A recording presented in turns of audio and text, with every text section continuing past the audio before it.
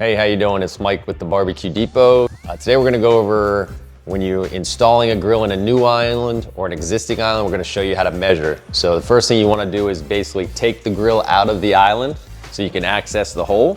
If you don't have enough people to take it out, you can slide it forward a little bit to get some measurements. So what we're gonna do here is, so if you have an existing grill, we're gonna measure your existing island here. So when you have a grill that we just took out is a 36-inch grill. So as you can see here, the cutout measurement for this grill is gonna be smaller than the grill. So it's actually 34.5. That's why we wanna pull it out.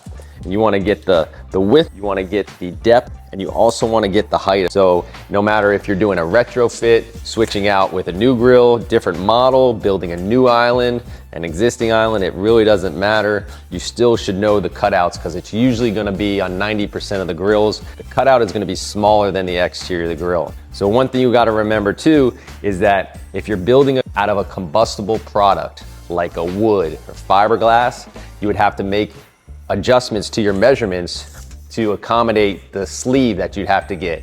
If you do it out of metal, concrete, a non-combustible island, you can just go straight with the specs that the manufacturer gives you. Now also what you need to do is venting. So let me show you here real quick. On your islands, you wanna make sure you have vents. So you wanna have probably two vents, at least two vents on each side or circling the area.